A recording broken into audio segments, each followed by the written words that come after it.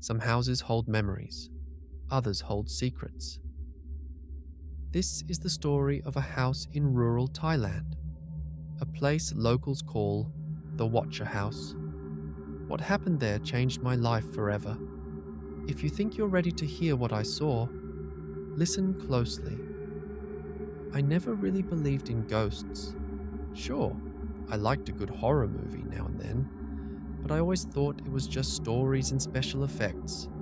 That all changed in 2017 when I moved into my grandmother's old house, the one the locals quietly called the Watcher House. I had just come back to Thailand after years abroad. Burned out and drifting, I craved silence. Real silence. The kind I remembered from childhood visits to the countryside, where you could hear cicadas hum and the wind rustling palm trees.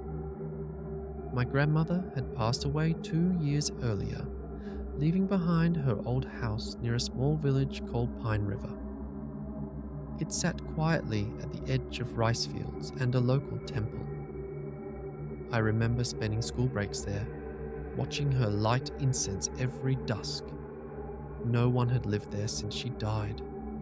The place was dusty, wrapped in vines, but the moment I stepped in, I felt like I could finally breathe again. The first few days were calm. I spent time cleaning, airing out the rooms, and walking around the area. I'd forgotten how beautiful the early morning mist was in the countryside.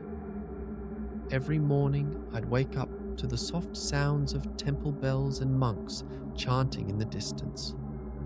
But on the third night, I woke up around 3:14 a.m. The air felt heavier, like the room had gone still. I couldn't explain it, but it felt like someone was standing just outside my bedroom window, watching. At first, I didn't see anything, but then I heard this slow, deliberate scratching sound. It wasn't a rat. It wasn't the wind. It was coming from the living room. Half asleep, I got up and walked barefoot down the hallway. When I turned on the light, there was nothing there, except the chair. This old rattan rocking chair my grandmother always used to sit in. It was facing the hallway now.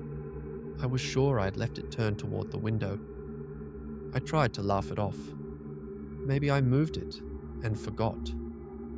I turned it back, checked the doors, and went back to bed. The next morning, I went to the local market.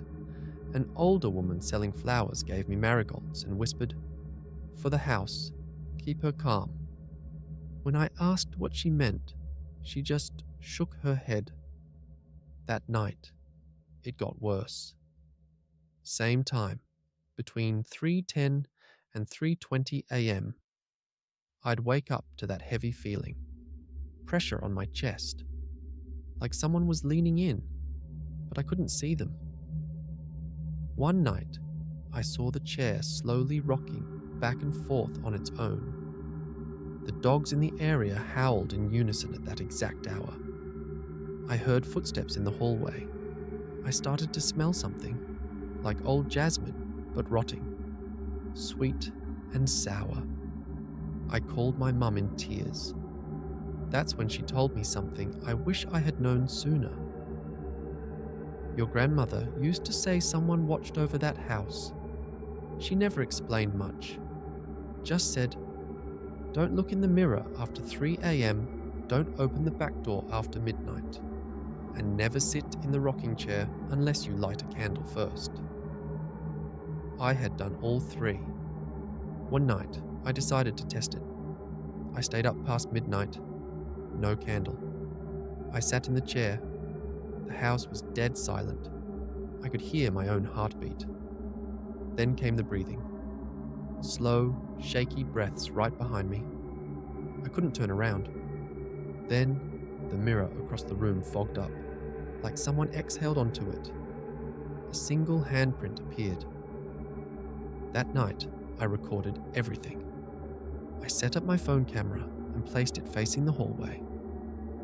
What I saw the next morning made my blood run cold. Around 3:14, the chair began rocking.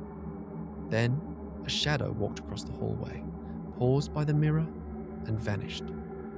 My phone froze, battery dead, but I had just charged it. I bolted, slept in my car that night. The next day, I drove to Bright Light Temple, a place known for spirit blessings.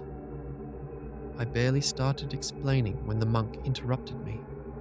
He just nodded and handed me a small amulet. You must never go back alone. The Watcher has been disturbed. This spirit is old, tied to the land itself. She watches to protect what she once cared for, but anger can cloud her mind. Keep this with you, and do not break the rules of the house. I went back one last time, with a monk and 2 villagers. We lit incense, offered food, and chanted for over an hour. During the chanting, the mirror fogged again. The monk placed a talisman above it. That night, I had a dream. In it, I saw a woman in white sitting in the chair, whispering something I couldn't understand. When I woke up, there was a faint white string tied around my wrist. We returned to the temple the next morning.